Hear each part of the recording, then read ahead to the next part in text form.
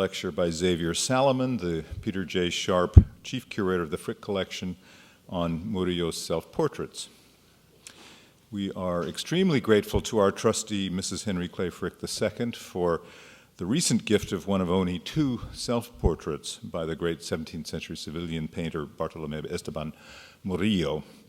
Xavier will explain the history of the painting in connection with our founder, Henry Clay Frick, and its illustrious provenance.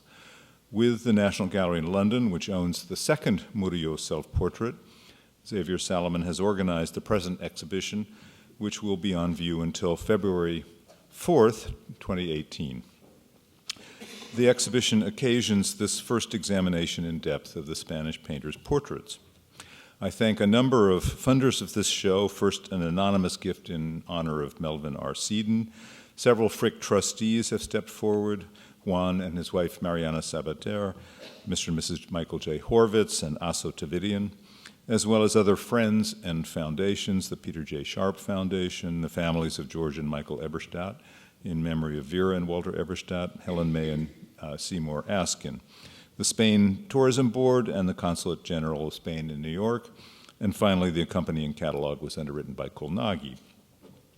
Spain is a major theme of our exhibitions this year. On January 29, 2018, we will open an exhibition on another Sevillian 17th century painter, Francisco de Zurbarán, and a cycle of paintings he created of Jacob and his 12 sons from Auckland Castle.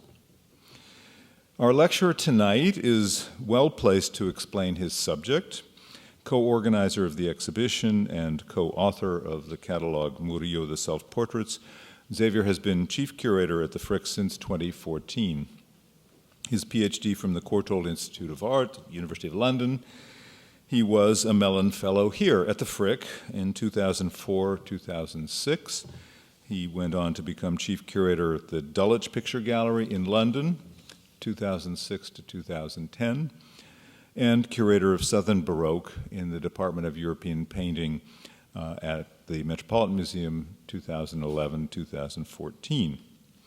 As his last title suggests, he is a specialist in 16th and 17th century Italian and Spanish painting. One of his most important exhibitions was Veronese, Magnificence in Renaissance Venice for the National Gallery in London, 2014.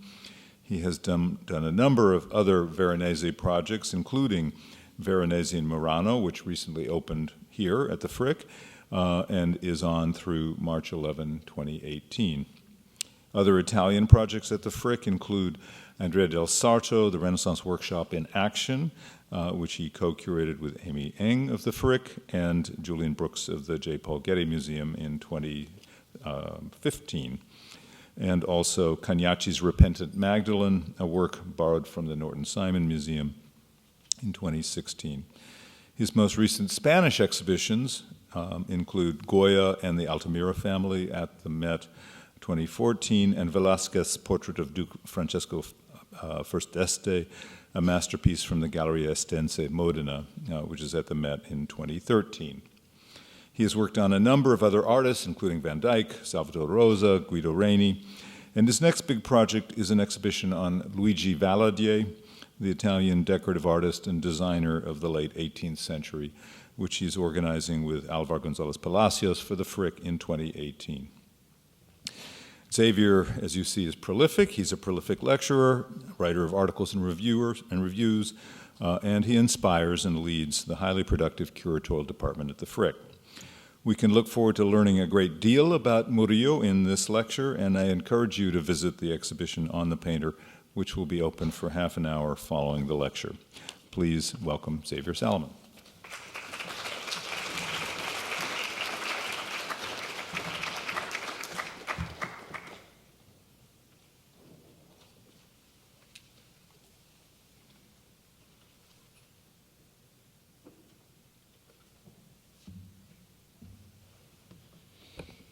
Thank you, Ian, for the very kind introduction. So what I'm going to do tonight is really give a general introduction to the exhibition downstairs, talking about the works that are on view and giving you a sort of ideal tour through the exhibition. In the 17th century, Seville was one of the great urban centers of Europe. along the banks of the Guadalquivir River, an impressive harbor provided one of the main access points from Europe to America and the New World. And for this reason, the city had been, since the 16th century, one of the most important mercantile and economic powers of the Western world, and an extremely cosmopolitan city.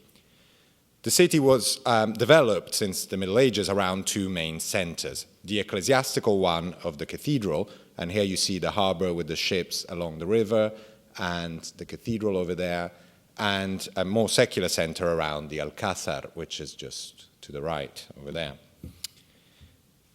At the beginning of a new year, on January 1st, 1618, a boy was baptized in the parish church of Santa Maria Magdalena. Gaspar Esteban, the father, was a moderately affluent barber surgeon who lived with his family near the convent of San Pablo. His wife, Maria Pérez Murillo, came from a Sevillan family of painters and silversmiths.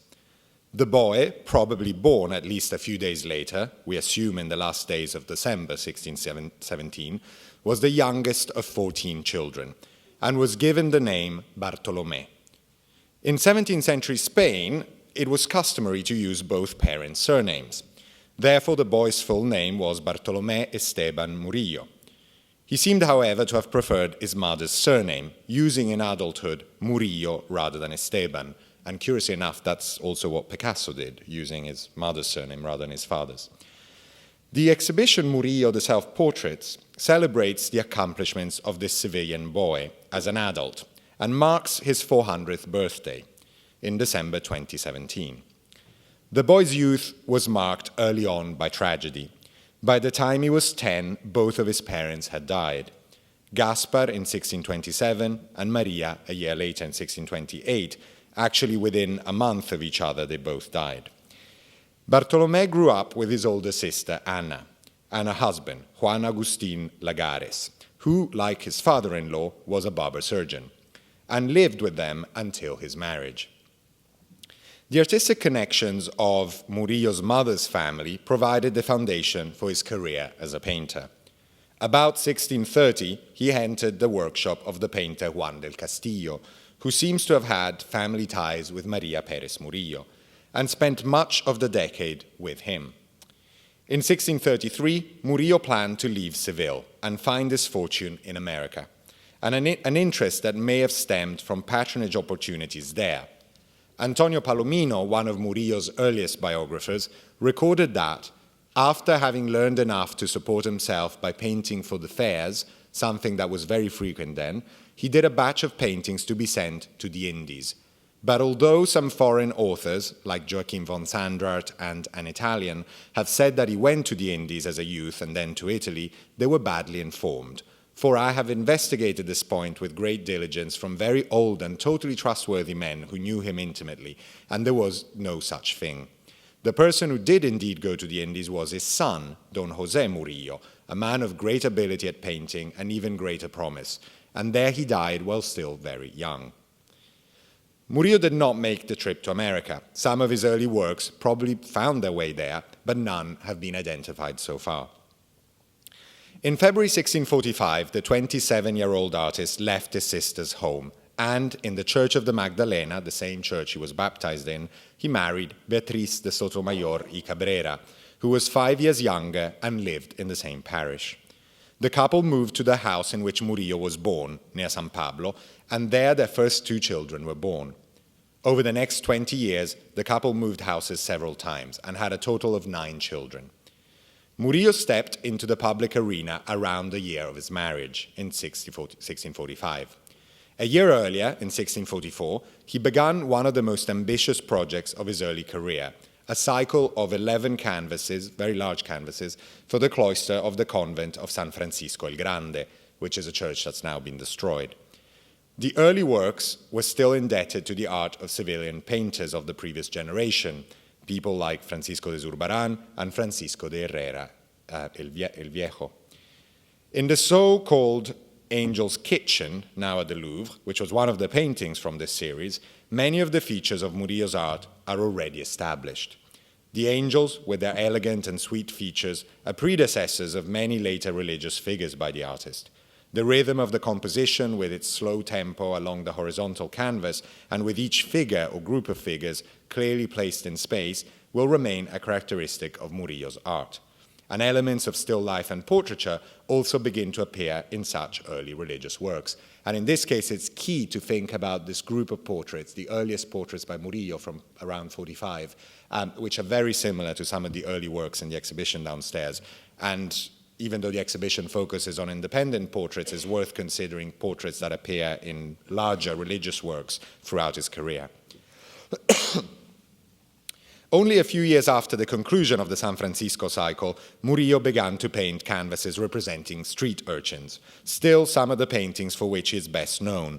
The Urchin Hunting Fleas is one of the first of these paintings, followed only a few years later by the two boys eating melon and grapes. The painting on the left is now at the Louvre, the one on the right in Munich. These images of poverty, of ragamuffins, sellers, rogues, are some of Murillo's most extraordinary and characteristic works. The three boys in the two paintings are observed with painstaking attention, one in the act of delousing himself, the others greedily eating grapes and melon. They're set in neutral spaces, a barely defined room and an outside site against a large wall, and in both cases the human figures are surrounded by a wealth of still life details. Murillo delicately paints the surface of the earthenware jug and the baskets from which apples and grapes spill. The dirty feet of the boys are pushed into the foreground, into the viewer's space, but the eye wanders to other details, such as the clear light pouring through the open window and the flies resting on the white melon pulp. Murillo continued to paint works of this kind for most of his life, though little is known to this day of the patrons and purpose of such works. In 1656, Murillo received the most prestigious ecclesiastical commission he could hope for, a large public painting for the Cathedral of Seville. For the baptistry of the cathedral, he painted an oversized, huge canvas representing St. Anthony of Padua and the Christ Child. The angels he had portrayed in the Angel's Kitchen only 10 years earlier have now taken over most of the painting and create a heavenly surround for the infant Christ appearing to St. Anthony. To any 17th century viewer, the painting would have appeared itself as an angelic vision taking place in the dark chapel of the cathedral. This remains one of Murillo's most celebrated works. It is not surprising that paintings like this secured his preeminence on the religious art scene in Seville. In 1658, Murillo made his only documented trip to Madrid. In April of that year, he was in the capital, where he met with fellow painters, among them Velázquez, Zurbarán, and Alonso Cano. But as Palomino mentions in his biography, this trip was also invaluable for becoming acquainted with the works of other masters, Titian, Rubens, and Van Dyck, above all, that would have been seen by Murillo in the royal collections. The visit to Madrid, however, does not seem to have been a very long one. By the end of 1658, Murillo was back in Seville, and now resident in the parish of Santa Cruz. The 1660s were probably the richest and most rewarding decade of Murillo's career. Between 1662 and 1665, he worked on a series of canvases for the parish church of Santa Maria la Blanca. These were commissioned by Justino de Neve, one of the painter's closest friends throughout his life. Murillo painted 4 lunettes for the small church, one of which represents the Immaculate Conception, also at the Louvre, a subject for which Murillo was to become particularly well known and which he replicated on a number of occasions. At the center of the canvas, the young Virgin appears standing on the moon, her hands clasped in prayer, surrounded by angels. To the left are 2 portraits, one of which is likely to be the patron himself, Justino de Neve. And there's been a debate about exactly which one of the 2 it is, and also who the other man is. The mid-1660s saw Murillo at work on a number of canvases for 2 other churches in Seville, San Agustín and the Capuchinos. These were followed by a series of 11 canvases for the Hospital de la Caridad, which Murillo began in 1667. Both Capuchin friars and the brothers of the Hospital de la Caridad focus on charitable acts in Seville, and their activities are echoed in Murillo's paintings. St. Thomas of Villanueva distributing alms on the left for the Capuchinos, which is now in the museum in Seville, and St. Elizabeth of Hungary tending the poor for the Caridad, which is still in the Church of the Caridad, are among Murillo's most touching and profound religious narratives. Palomino describes the latter canvas fondly, pointing out its most human aspect. He also has another canvas there of Saint Elizabeth, Queen of Hungary, where there is a poor little scurvy boy who is having his scurf removed, and he shrugs his shoulders and makes such a grimace of pain that only his screech seems to be missing, for everything else is there. Both paintings show the saints attending the poor, distributing alms, physically tending to them. The aristocracy and the clergy of Seville were particularly keen on promoting and performing such charitable acts, in the 17th century especially. In 1663, Murillo's wife, Beatriz, died in childbirth. At the time of her death, 5 of their children were still alive. José, who was 14 years old, Francisca Maria, 9, Gabriel, 8, Gaspar, who was 2 years old, and Maria, who was the newborn child, who seems to have died soon after. Of the couple's 9 children, only 4 survived into adulthood: José, Francisco Maria, Gabriel, and Gaspar. Murillo's only surviving daughter joined the Dominican convent of La Madre de Dios in 1668 under the name of Sister Francisca de Santa Rosa. 2 of his sons, Gaspar and José, also followed an ecclesiastical career. José, however, died in 1679, and Gabriel left for America in 1677. The last years of Murillo's life were spent in the company of his only remaining son, Gaspar, who had become a canon in the Cathedral of Seville. Murillo's last commission, a series of canvases for the Capuchin Church of Cadiz, was the cause of his death. According to Palomino, our Murillo was also so modest that we can say he died of pure decorousness. For being up on a scaffolding in order to paint a very large picture of St. Catherine that he was doing for the Capuchin convent in the city of Cadiz, he stumbled going up the scaffolding, and because his intestines were ruptured, they came out. And so as not to manifest his weakness or allow himself to be examined, he died of this unexpected accident in the year 1682 at 72 years of age, more or less. It is possible that the hernia caused by the fall led to his death. He died in his house in Seville on April 3rd, 1682, and was buried in the local parish church of Santa Cruz. Between 1715 and 1724, the painter Antonio Palomino published a 3-volume book on the art of painting and its practice. Among the biographies of Spanish artists included in the final volume of El Museo Pictorico y Scala Optica is one on Murillo that remains one of the earliest and most significant texts on the painter. While describing Murillo's career and his work, Palomino states, he also painted his own portrait at the request of his children, a marvelous thing that was engraved in Flanders for Nicolaso Masur, and another one with a golilla, which was a stiff white collar typical of Spanish fashion in the 17th century, which remained in the hands of his son, Don Gaspar Murillo.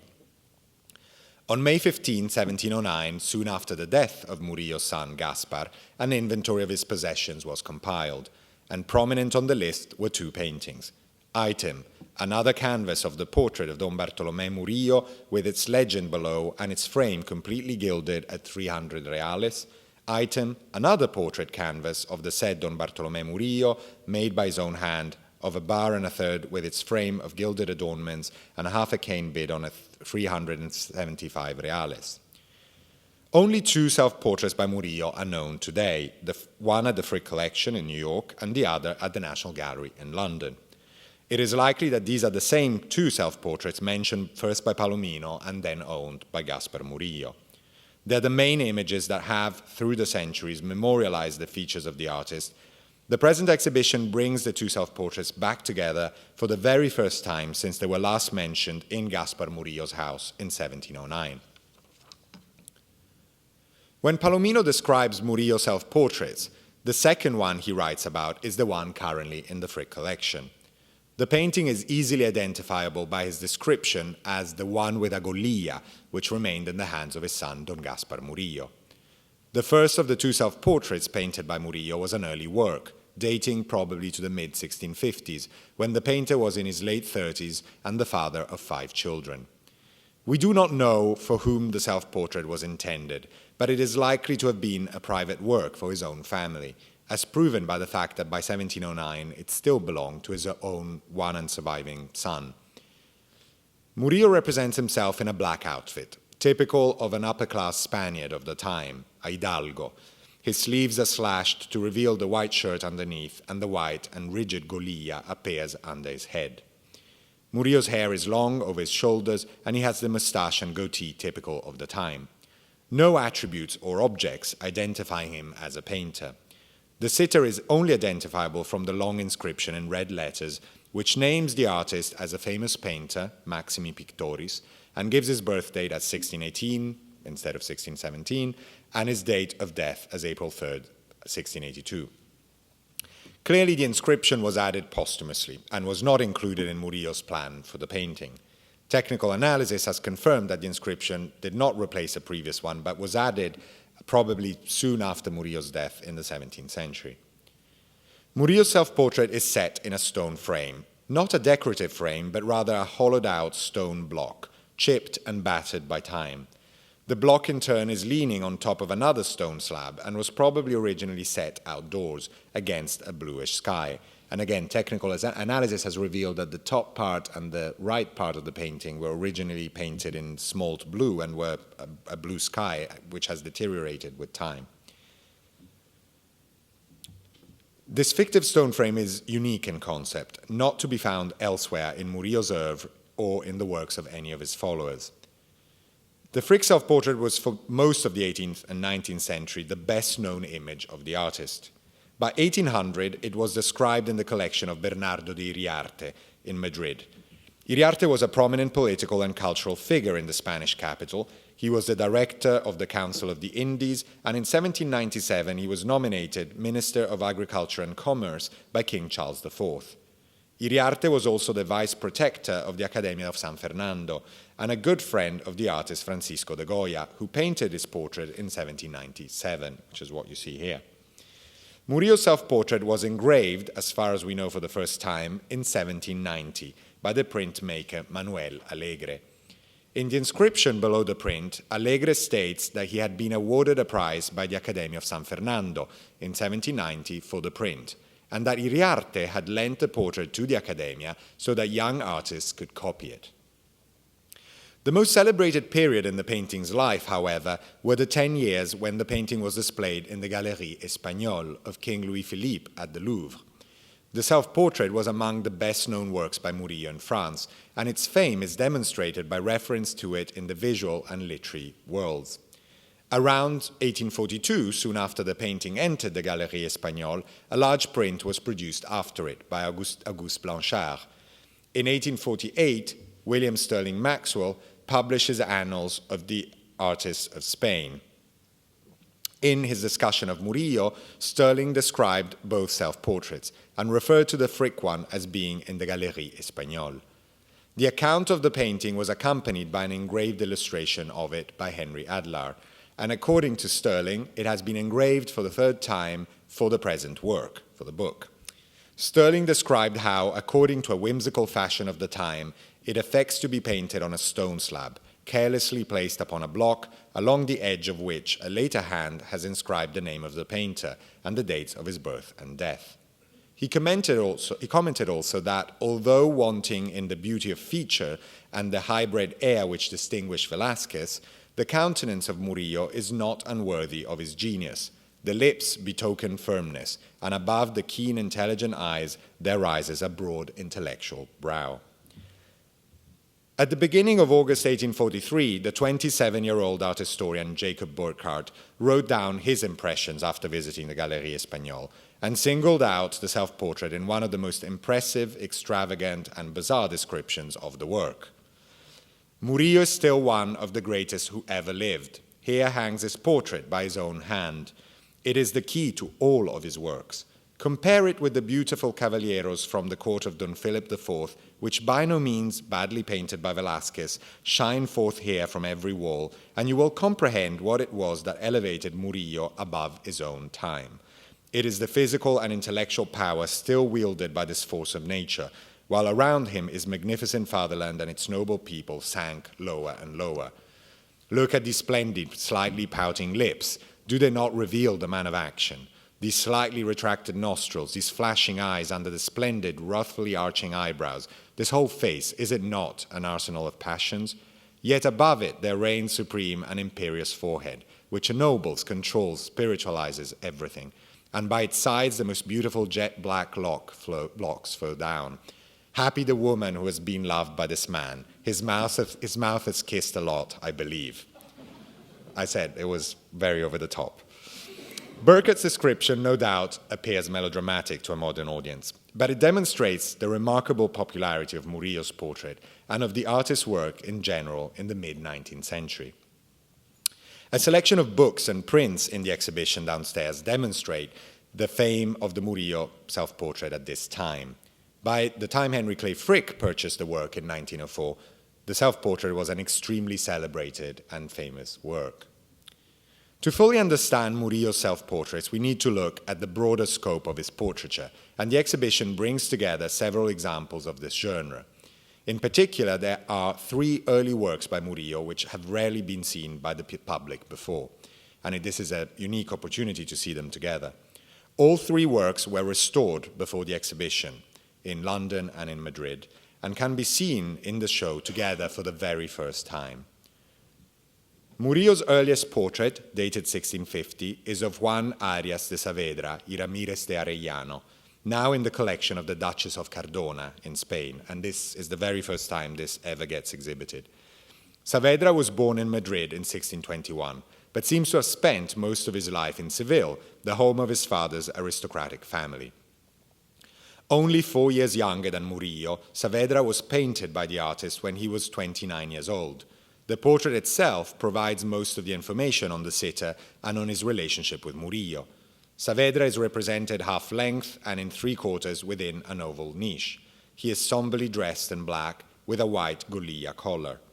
On his proper left shoulder, the red cross of the Order of Santiago is visible, and the insignia appears a second time on his chest over a scallop shell at the bottom, which of course is the emblem of St. James and of his order. And the cross is also behind the family coat of arms at the top of the painting, held by 2 putti.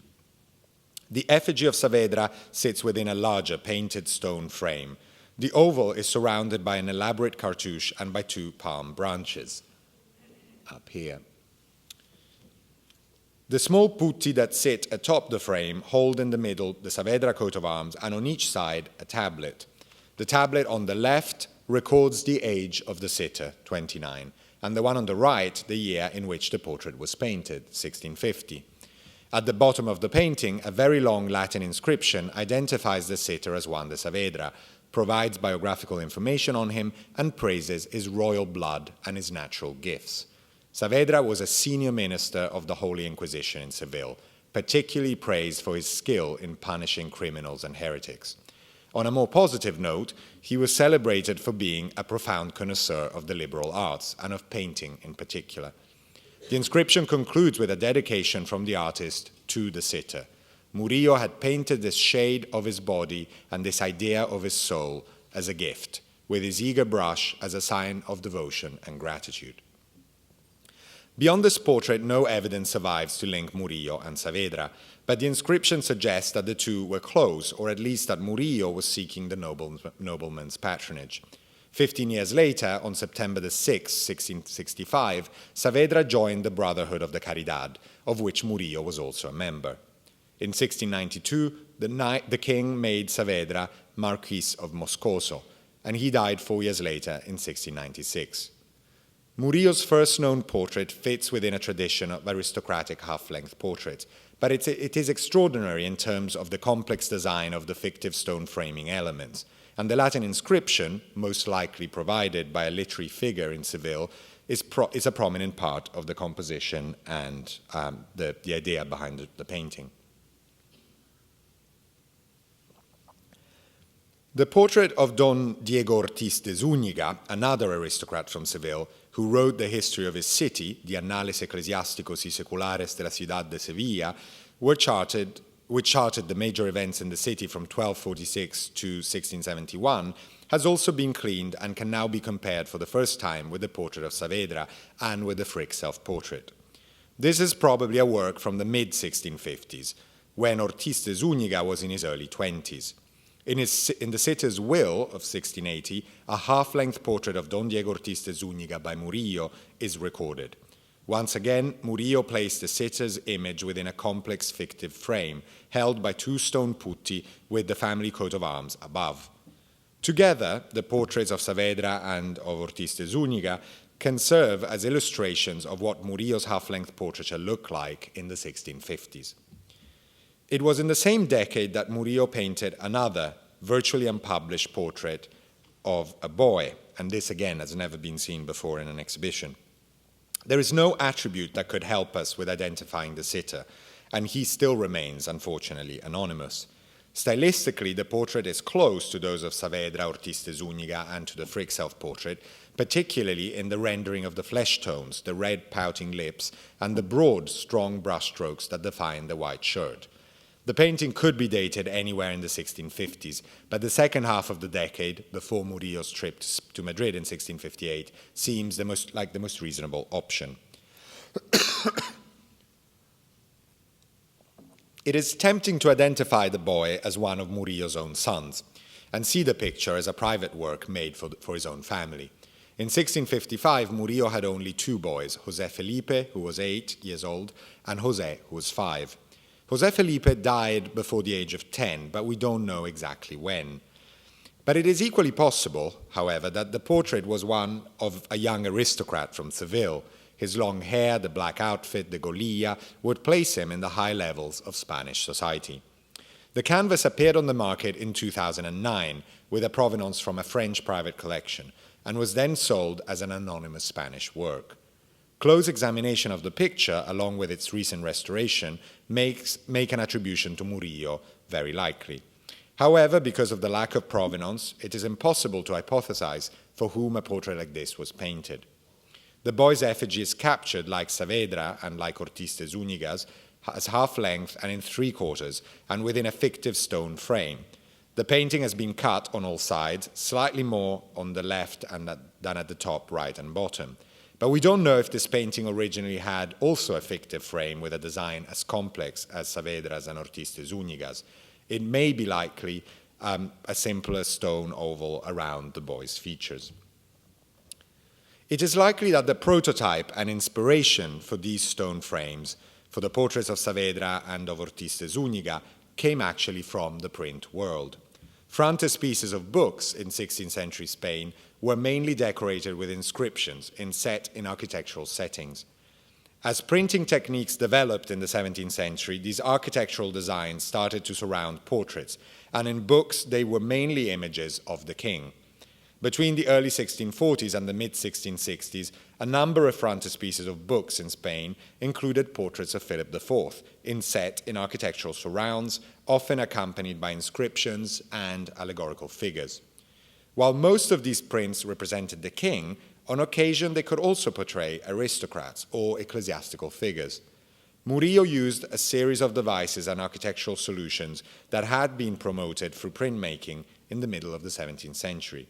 Many of the frontispieces and prints available to Murillo would not have been printed in Spain or by Spanish artists alone. Most prints that circulated in Spain in the 17th century were northern, and examples of portraits in this medium from 1610 to about 1640 would have been available in Spain at the time. One of the most important prints portraying a Spanish subject in the first half of the 17th century was Paulus Pontius's allegorical portrait of the powerful minister of King Philip IV, Gaspar de Guzman, the Count Duke of Olivares. Produced in 1626, the large print was based on a portrait of Olivares by Velázquez, and the surrounding frame, decorative and allegorical elements, were instead designed by Rubens. The portrait of the minister is set in a complex frame, formed partly by palm branches, to which torches and trumpets are attached to signify Olivares' fame. The print is accompanied by the sitter's coat of arms and by inscriptions. Two winged figures sit at each side, the one on the left holding the spear and shield of Minerva, and her owl flies above, and the one on the right supporting Hercules' lion's skin and club. The objects at each side of the portrait present Olivares' wisdom and his strength, attributes of Minerva and Hercules respectively. While Pontius's print does not provide the specific example on which any of Murillo's portraits were based, it must have been known to the artist. The palm branches in the portrait of Saavedra are not dissimilar to those in the Olivares engraving, and we're talking about the palm branches around the edge here. The ambition of the design by Rubens and Velázquez for the print must have appealed to Murillo. While no specific and exact print source has been found for any of Murillo's portraits, it seems that the painter devised his own designs for the surrounds of his paintings. Each one is different, and they all testify to Murillo's interest and engagement with frontispieces and prints from the time. Murillo's second self-portrait was probably painted around 1670. By this date, Murillo was the most important and celebrated living artist in Seville, but also the single father of 4 children, all of whom were teenagers or in their early 20s. The inscription below the portrait, Bartolomé Murillo painted himself to fulfill the wishes and prayers of his children, in large and elegant letters, undoubtedly dedicates the portrait to his children. The self-portrait was most likely made for the painter's 3 sons, José, Gabriel, and Gaspar, as his 13-year-old daughter Francisca had already entered the convent in 1668. In format, the portrait is similar to the first of the self-portraits. Murillo appears again in a 3/4 pose, looking out towards the viewer. Naturally, he looks older, and his expression is somewhat forlorn and weary. By this date, Murillo was in his mid-50s and had lost not only his wife, but also 5 of his 9 children. An orphan himself, he must have been particularly close to those who remained. And in the canvas, the painter wears an outfit that is also similar to the one from the 1650s self-portrait, a black jacket over a white shirt. But instead of the golilla, he wears another type of collar, wider and suppler, which falls over his shoulders and is decorated with lace.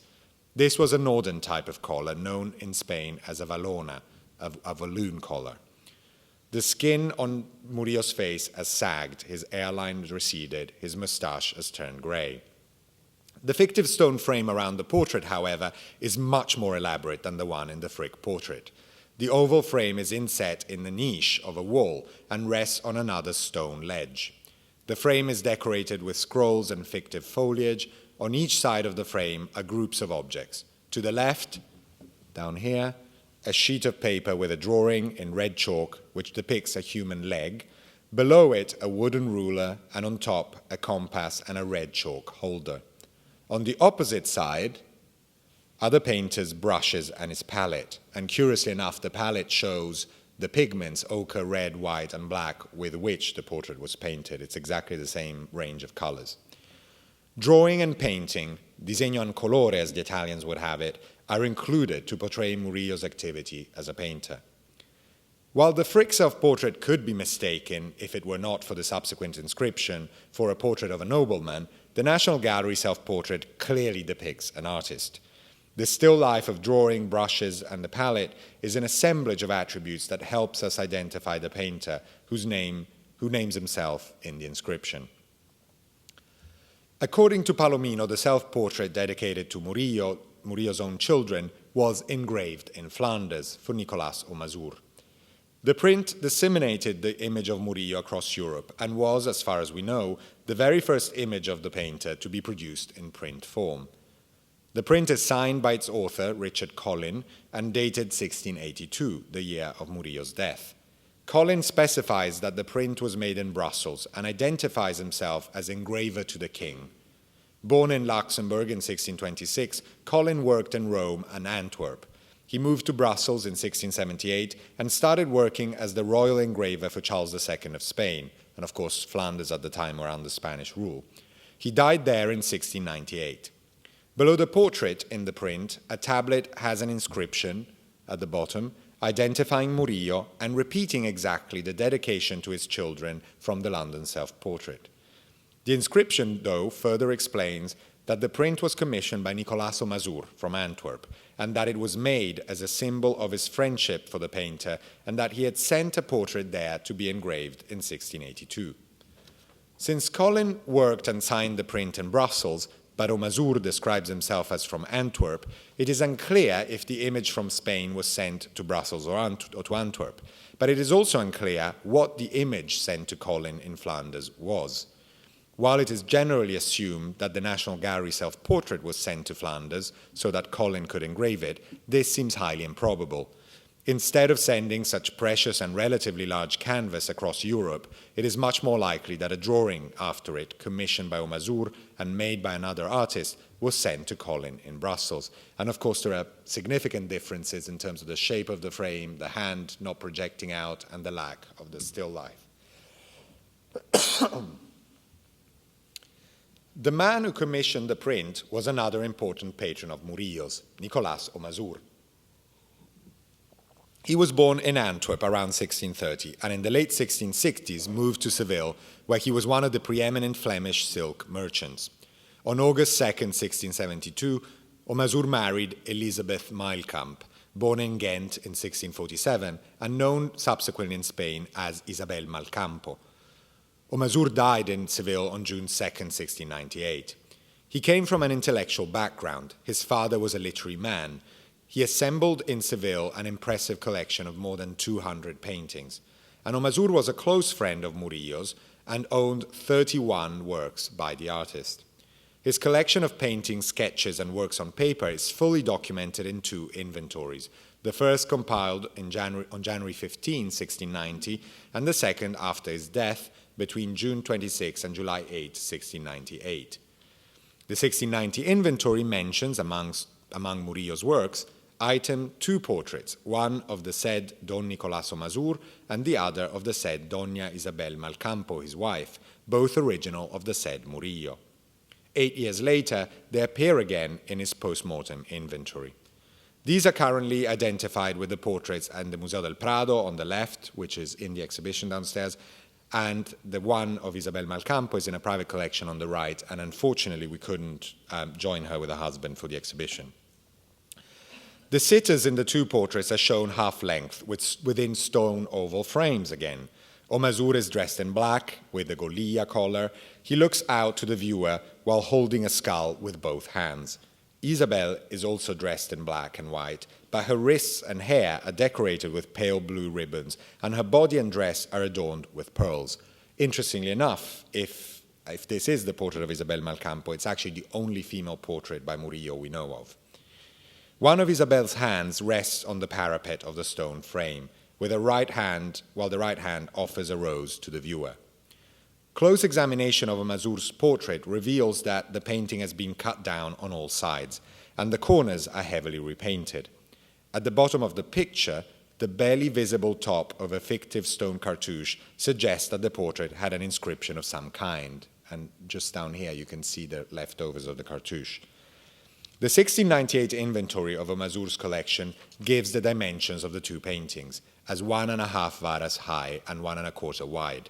And this would mean that the paintings were originally more or less the same format and size of Murillo's self-portrait in the National Gallery, meaning that the portraits of Omazur and Malcampo were cut down and have lost about 40 centimeters in height and 30 in width. That the paintings were larger and had more complex fictive stone frames is witnessed by descriptions in early sources. In the portrait of Omazur, over the portrait, around the oval frame, was the Latin inscription, Omnia in uno trinoque Deo, and below the portrait was a second inscription, Sic pereunt omnia in uno mortis aspectu. Below the stone oval was a socle that included a very long Latin inscription, of which we have the text. The first 2 inscriptions are religious statements, one linked to the Trinity, all things are in God, one and trine, and the other to human frailty, thus all things die in the same appearance of death. The longer text, instead, identified the sitter as Nicolas Omazur from Antwerp and included Murillo's signature and the date 1672, stating that the portrait was painted in Seville. The text then refers to the skull held by Omazur and invites the viewer to look at both Omazur and at the face of death, exhorting posterity to look at that skull as a future image of themselves, as all human bones are destined for the womb of the earth. Isabel's portrait had matching inscriptions. Above her effigy was In uno manent omnia, and below quasi flos, egreditur et contenitur. This portrait also had a longer inscription at the bottom in a socle. The first two inscriptions were meant to match the two in Omazur's portrait. All things are in one, referring to the Trinity, and a passage from the book of Job. He cometh forth like a flower and is cut down. The longer inscription included a complex play on words relating to Omazur and Malcampo's surnames, and also discussed how roses are born among thorns and are symbols of the brevity of human life. It continued with praise for Murillo as the new Apelles, who captured in his painting, thanks to his line, the conjugal peace in the olive branch, the life in the rose, and the death in the thorns, and made the viewer understand all of this in one image. The portraits were probably made for the couple's wedding in 1672, and the two images, with their inscriptions, must have been conceived to go together. These are wedding portraits celebrating the couple's love and union, but at the same time, in a typical northern fashion, they are vanitas paintings, commenting through the attributes of the skull of the rose on the brevity of human life, and therefore of happiness. And in fact, Isabel Malcampo eventually dies, and Omazur marries a second time. None of the previous aristocratic images painted by Murillo were charged with such profound significance, and it is probable that this was Omazur himself who devised, together with the artist, the iconography of these portraits. The National Gallery self-portrait and the portraits of Omazur and his wife dissolve the boundaries between art and reality, making the apparently distant sitters in the portraits closer to the viewer. It is as if Murillo in his self-portrait breaks down notions of time and space, making his presence felt well beyond his death. That Murillo was interested in these frontiers, already explored by the ancient painters such as Zeuxis and Parrhasius, according to many early and modern literary sources, is proven by a number of paintings in which he explored the possibility of painting, of art, and representation through trompe-l'oeil effects. The most important of these paintings, also in the show downstairs, is the two women at a window, painted in the late 1650s. One of the most celebrated and mysterious of Murillo's works, the canvas is devised as the space of a window. On the right and left are the jambs of the window, and at the bottom its ledge. The window opens onto an absolutely dark, illegible space. And at the left, one of the window's shutters leads into the space diagonally. Within this neutral and timeless realm, Murillo places two female figures. The one on the left emerges from behind the wooden shutter, holding it with one hand, and with the other covering, or maybe uncovering, her face with a veil. The second woman leans on the window ledge with her elbows and leans onto her right hand, staring out at the viewer. The effect of these two emerging figures is exceptionally realistic. With almost full-size depictions, the painting places the viewer in front of an imagined window somewhere between reality and fiction. The two women have been identified in the first references to the painting as gallegas, women from Galicia. Women from northwest Spain traveled to larger cities like Madrid and Seville in the 17th century to carry out domestic chores in wealthy households. In the 18th and 19th century, the two women seem to have been typically identified as servants. In the literature, they're also invariably described as being of different ages, the foreground figure a young girl and the veiled woman as an older one. However, both figures seem to me to be girls. The background figure is probably as young as the girl in the foreground, just more darkly painted to position her in shadow, and also that part of the painting, especially her arm and face, has suffered a lot more than the main figure. The other detail about this is that, and we'll see this again, the two women are actually dressed exactly the same way. If you look at the painting downstairs, she has a red skirt, which she also has, is exactly the same. And if you remove the veil, you realize that the top of a shirt is exactly the same.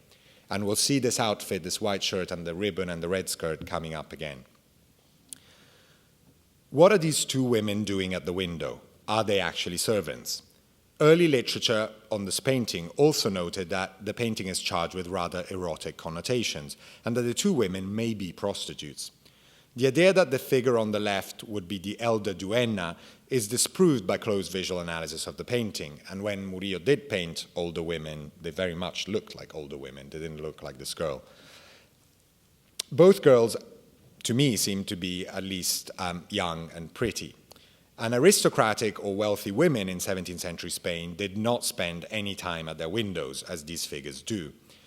The way they so brazenly show themselves at that window and seem to interact directly with the presumably male viewer of the picture suggests that they are indeed probably prostitutes. A Spanish proverb from the period claims that la mujer ventanera uva de la calle, a woman at the window is a grape from the street. So you can pick her. We do not know for whom a painting such as this was destined, or if it was meant to have an allegorical or a moral meaning.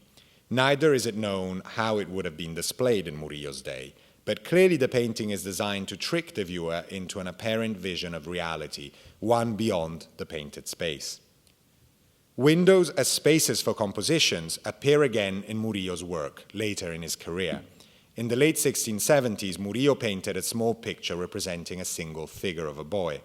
The canvas has been cut down, but how much is unclear, and it was probably not much larger to begin with. The boy is shown at a window, his right arm and elbow leaning on a stone sill.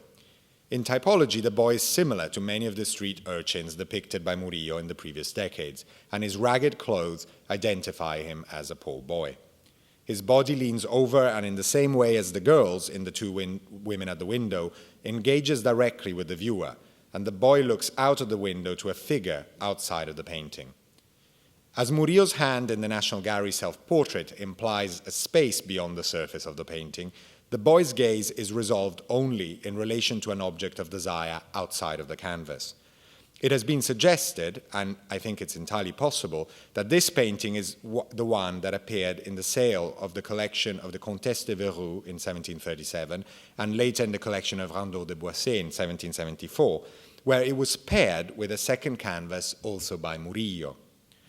This is the young girl lifting her veil, now in a private collection. And again, unfortunately, we have the boy in the show, but not the girl. We couldn't borrow it. The girl's costume is exactly identical to those of the two girls at a window. And you can see exactly the same ribbon and the reference to the red skirt at the bottom. She lifts a veil akin to the one worn by the girl on the left in the Washington painting. She is attractive and smiles while lifting the veil.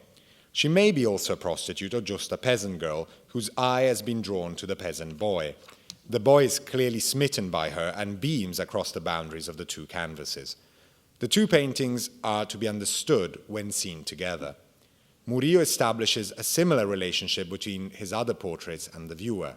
The trompe-l'œil effects in his two self-portraits only make sense once admired by a viewer. Not only did Murillo, therefore, preserve his image for posterity twice, but he also cleverly played on the relationship between his audience, his children, or an observer centuries later, like us, and his own image. Murillo's hand in the National Gallery self-portrait does not simply project out into space, but it also reaches out across the boundaries of time. Murillo's self-portraits and many of his other portraits present the sitters as if they were literally set in stone for posterity. This is particularly evident in the stone block of the Frick self-portrait, chipped and scarred by time. When looking at Murillo's oeuvre in general, one is struck by the common presence of fragments and ruins in the background of his paintings, and this is an aspect that surprisingly has been very much ignored by the literature. His young Christ as God the Shepherd is set, with lamb and flock, in a broad landscape, with rolling hills and verdant pastures. But Christ sits on a bare rock, and behind him is a fragment of a marble entablature, with an egg and dart motif. Next to him, behind a ruined and overgrown wall, is the fragment of an ancient column. Ruins occupy the background of many of Murillo's works, many more than it has ever been noticed once you start looking at them. Murillo's street urchins also are described usually in the literature as poor boys depicted in the streets of Seville, but none are in fact ever represented in an urban surrounding. They occupy empty barren rooms or are shown in front of rocky structures and ruined buildings. They're usually set in the open countryside, with overgrown vestiges of the past behind them.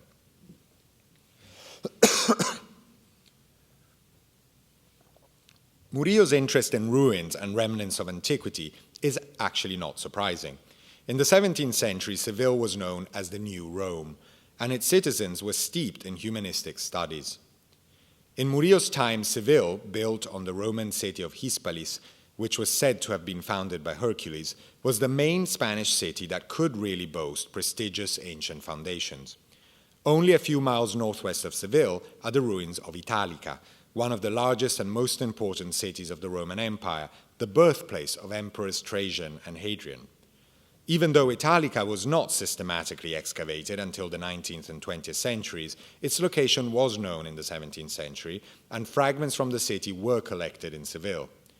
Throughout Seville, relics of its Roman past and of Hispalis would have been visible and known to Murillo. For example, ancient marble columns of a destroyed Roman temple were visible in what is today called the Calle de Mármoles, in the parish of San Bartolomé, where Murillo lived between 1663 and 1681.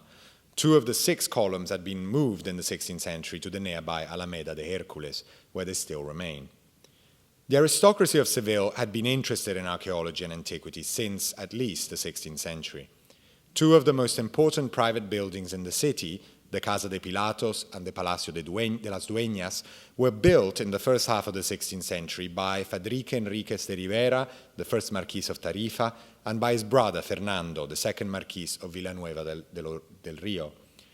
These buildings, constructed with the income provided by the substantial wealth acquired by these aristocratic families with the arrival of American gold, were magnificent dwellings in which the classical architectural language and Islamic style coexisted. The courtyard of the Casa de Pilatos, which you see here, is decorated with a series of ancient busts set in round niches all around the courtyard, and with full-length, very impressive sculptures. Most of the archaeological collections of the Casa de Pilatos were added by one of its subsequent owners, Pere Afán de Rivera, the first Duke of Alcalá, who had been viceroy in Naples between 1559 and 1571, and returned to Spain with one of the most impressive collections of ancient statuary from the time. These included not only sculpture, but also fragments and inscriptions. The busts around the courtyard of the Casa de Pilatos may have been one of the sources that provided Murillo with the idea of setting his own self-portraits and portraits of aristocrats within oval or round fictive stone frames. The idea of ancient figures set in oval niches was common in 17th century Seville, and no doubt Murillo would have known many of the collections of antiquities in his hometown. The combination of half-length portraits in stone frames with Latin inscriptions, hence, was based not only on contemporary Northern and Spanish print culture, as we've seen, but also on the antiquarian culture of the city, a place where past and present shared the urban fabric more than in any other place in Spain at the time. Many aristocrats in Seville collected ancient coins and medals in the 17th century, and these with their portraits were another type of object that may have inspired Murillo. One of the most interesting eyewitnesses to Murillo's interest in antiquity was the silversmith Salvador de Baeza, one of the painter's neighbors and presumably also a friend. Baeza recorded that in around 1667, Murillo happened to be at his house when a man called Juan Ignacio de Alfaro y Aguilar, the knight of Puente de Don Gonzalo, stopped by to exchange for currency a number of gold and silver ancient Roman coins he had found. Baeza recalled, "As I was cognizant of the great affection Murillo has for all things from antiquity, I gave him some of the said Roman coins as a gift, for which he was enormously pleased." This, the only evidence we have of Murillo's direct interest in antiquity, seems to suggest that the artist's love for archaeological finds was well known in Seville. Ancient sculptures, inscriptions, and coins were evidently familiar to Murillo and a source of inspiration for his art. Both of Murillo's self-portraits are potent statements about his art. They celebrate the man and his artistic achievements, and are powerful masterpieces with which to commemorate the 400th anniversary of the artist's birth in Seville in 1617. Painted at different moments in his career, both were personal documents envisioned for his immediate circles and family. But while their prime reason for being was probably a domestic one, they were more than simple gifts to his children. He was proud of his success and of his skills as an artist, and produced self-portraits for the generations to come. Murillo really painted the self-portraits for us.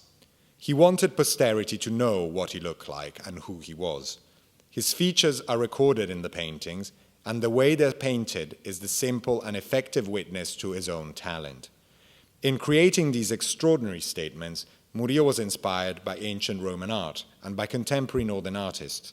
He looked at flimsy prints in books that were produced to disseminate the image of the king, and he looked at the stone remnants from a very distant past. He united these and brought a sense of reality and immediacy with his use of trompe-l'oeil effects. Murillo wanted to make the invisible visible, not only with his religious works, but also with his portraits. And any viewer confronted with Murillo's self-portraits can feel the powerful presence of the artist in these works. The stone frames may be battered and old, his clothes may be out of fashion, and the inscriptions may be in a language, Latin, that is not as easily understood as it once was. But with his eyes and with his art and with his hands, Murillo is reaching into the future to us.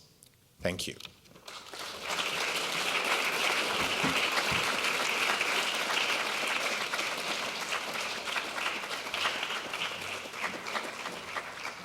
I should also mention that the exhibition is open downstairs, I think, for another half hour.